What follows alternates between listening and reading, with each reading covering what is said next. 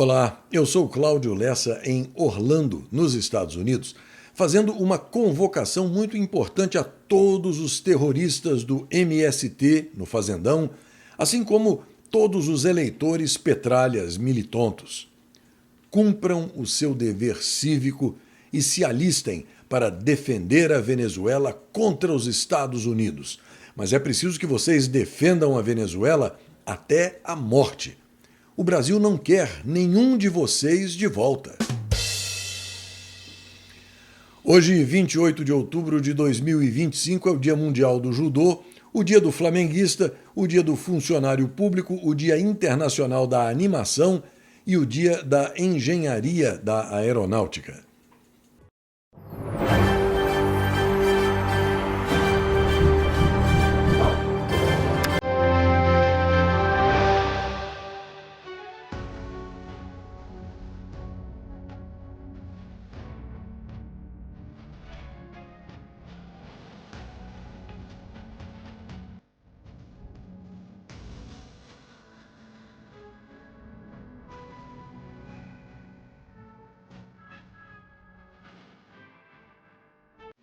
Os indicadores financeiros mostram recuo do dólar e do euro, bolsa de valores em alta, Bitcoin em baixa, IPCA e Selic na mesma e baixa do grama do ouro.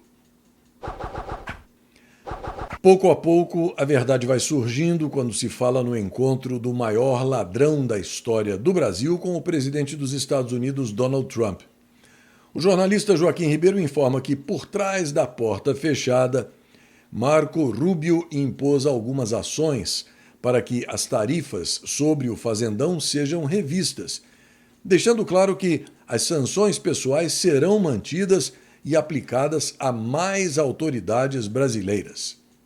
Dentre algumas providências que precisam ser tomadas até o fim de novembro, segundo o Joaquim Ribeiro, estão a anulação dos processos da chamada trama golpista, a soltura de inocentes condenados pelo 8 de janeiro e a atribuição de culpabilidade aos verdadeiros responsáveis, a reversão da inelegibilidade de Jair Highlander Bolsonaro e a soltura imediata da prisão domiciliar, o fim da censura, o respeito aos direitos humanos, o fim das ordens secretas enviadas às companhias norte-americanas com o objetivo de perseguição política a políticos e cidadãos, incluindo os norte-americanos e residentes aqui nos Estados Unidos. Na revista Oeste surgem as primeiras indicações de que o venéreo Procurador-Geral da República, pau-mandado do satânico psicopata golpista, que atende pelo nome de Paulo Blenot, não tem apenas cara de um gonorreico ou um sifilítico devorador de sanduíches de batata frita.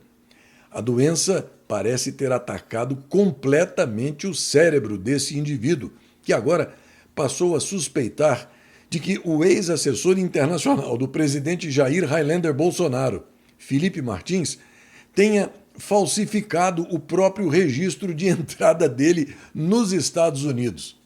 Se não for doença, é consumo de drogas alucinógenas ilícitas, com certeza. A nova acusação, apresentada ontem, contradiz a versão anterior da própria PGR e da Gestapo Federal. Os dois órgãos, completamente desorientados, tratavam o documento como prova legítima de que Felipe Martins teria deixado o Brasil de forma clandestina para escapar de investigações.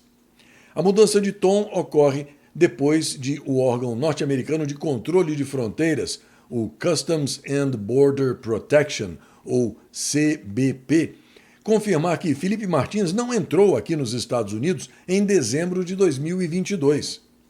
A nota oficial foi divulgada em 10 de outubro, reforçando o argumento da defesa que desde o início negava a viagem e ressaltava o erro nos registros.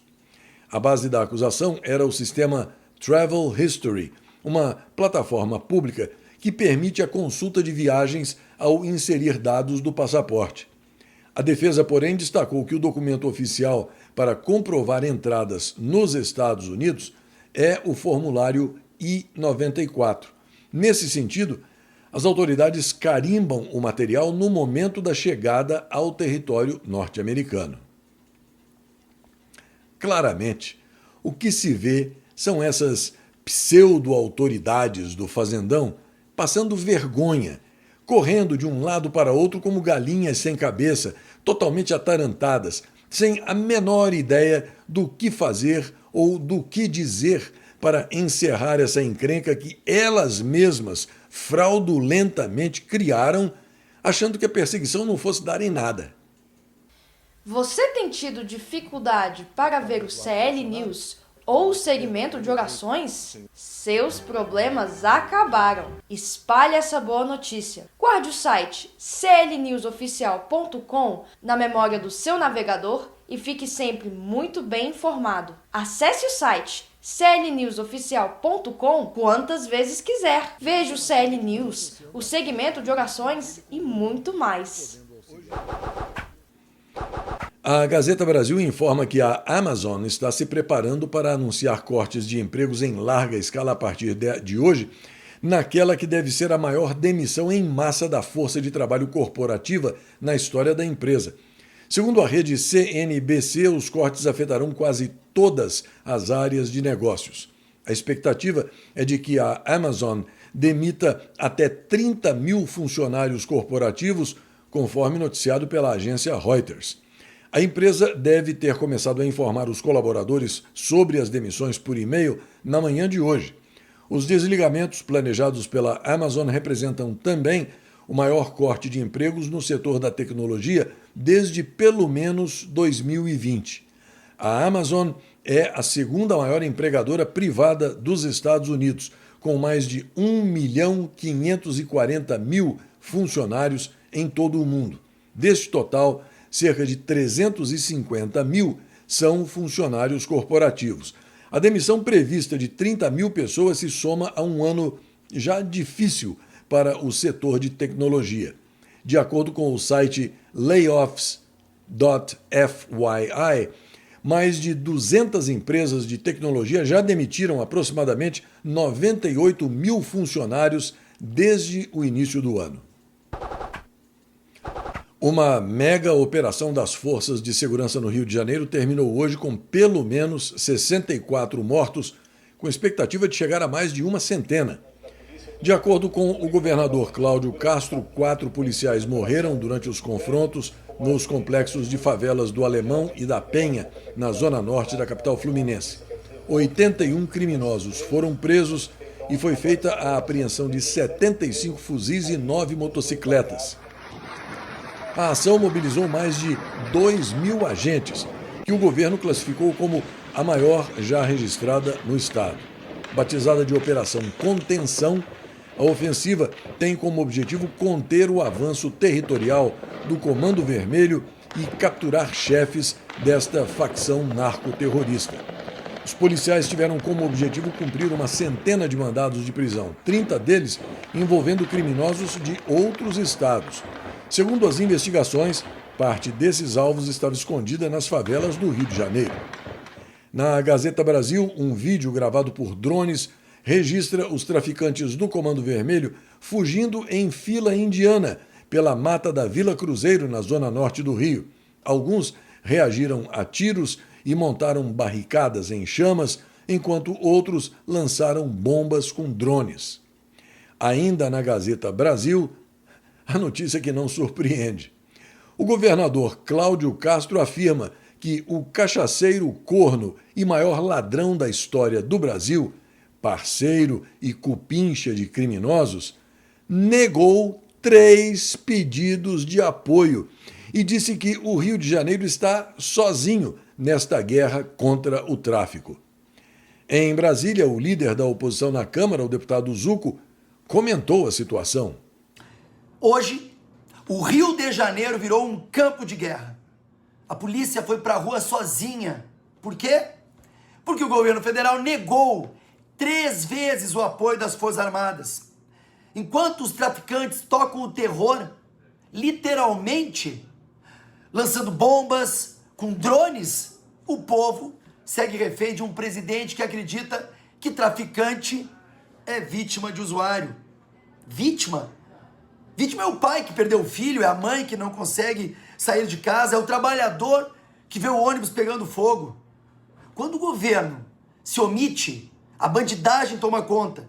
O desgoverno do Lula precisa escolher de que lado está, do cidadão ou do bandido.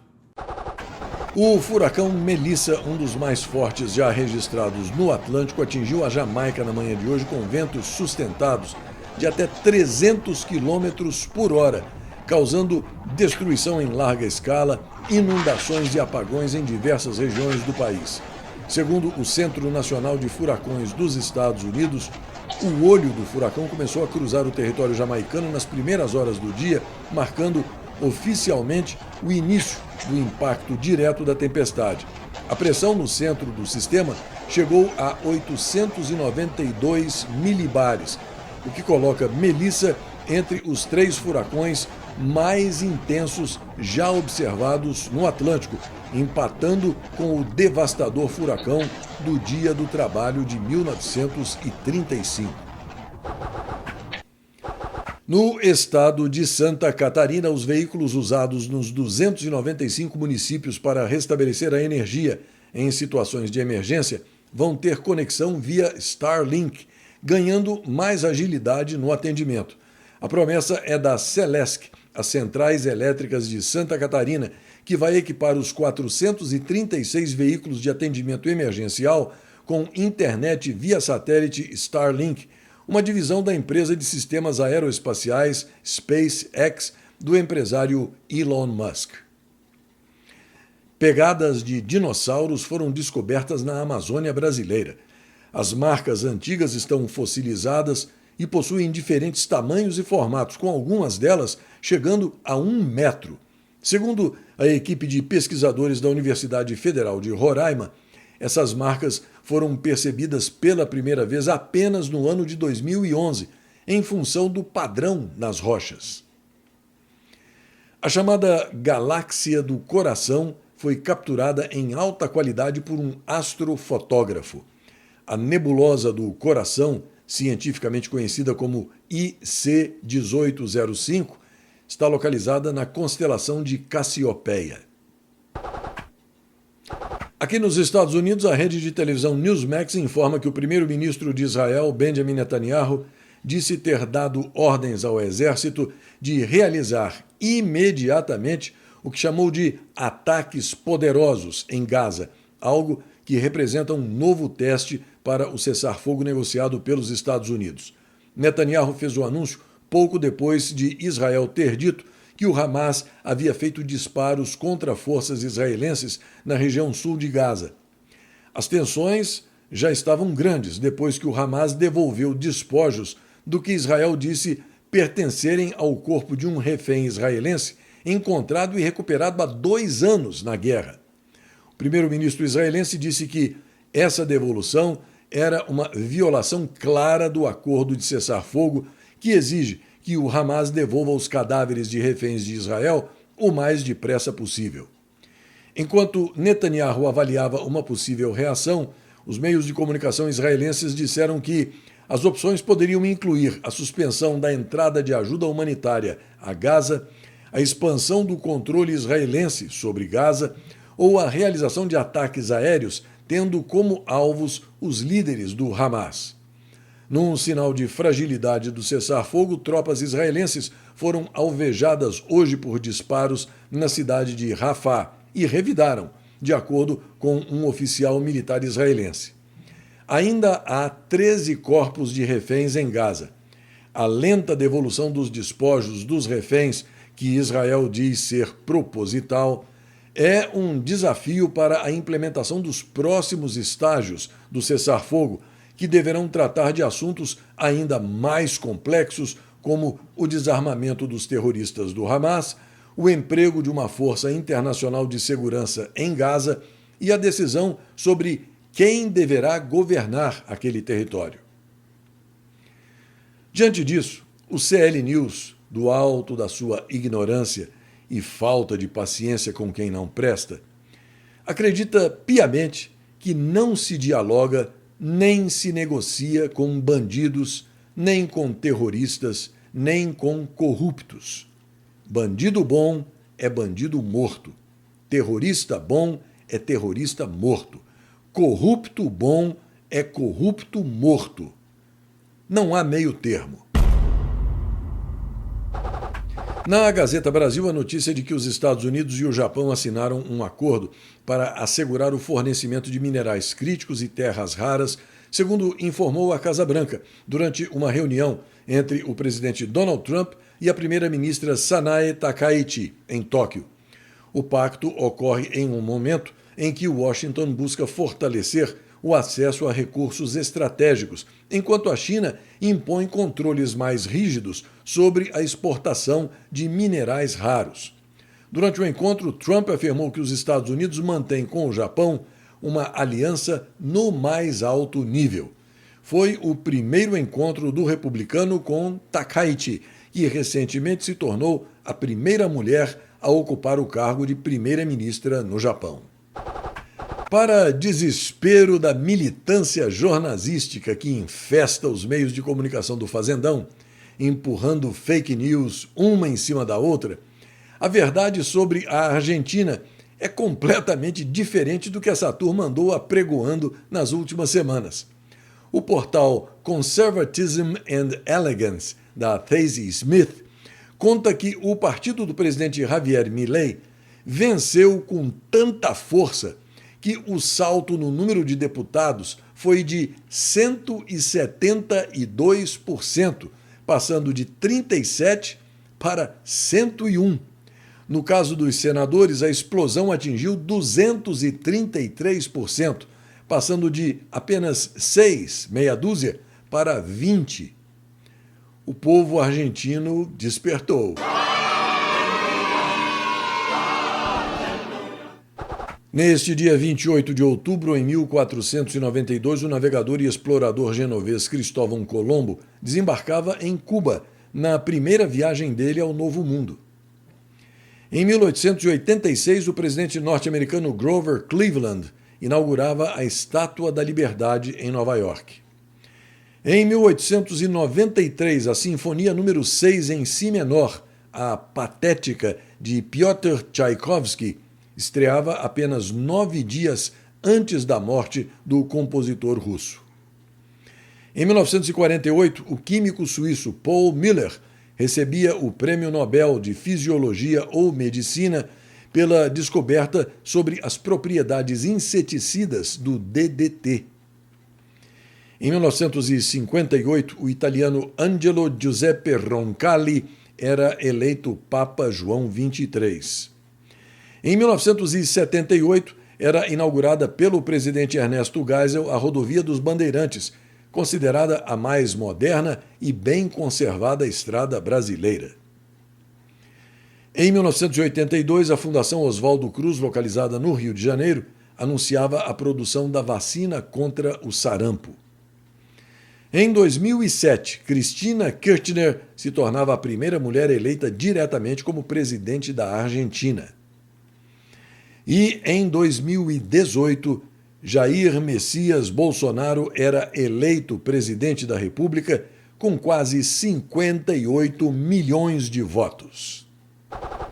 Esta edição do CL News está quase terminando, mas eu aproveito aqui para agradecer a você, dessa grande família que me recebe na sua casa, que prestigia esse meu NetJornal, me envia mensagens, e dizer novamente que eu leio todas as mensagens, embora eu nem sempre consiga responder a cada uma, mas eu peço para que você continue me escrevendo e que acesse e guarde o meu site clnewsoficial.com nos favoritos do seu navegador. Por favor, fale sobre o site com todos que você conhece, para que esse NetJornal objetivo, isento, sem manipulação, mas com aquele toque de humor, também possa chegar até eles. E, se você puder enviar uma ajudinha de qualquer valor, pode acreditar, ela será muito, muito bem-vinda.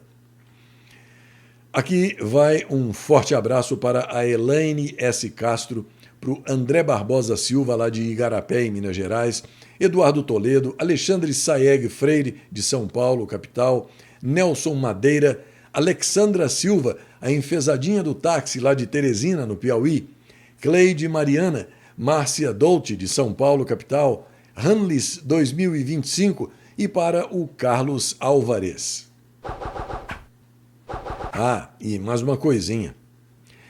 A propósito da presepada do desgoverno federal em relação ao Rio de Janeiro, você com certeza já conhece o presidente Nayib Bukele de El Salvador, pois ele foi direto ao ponto outro dia quando disse que o Brasil não combate o crime porque o crime está no poder.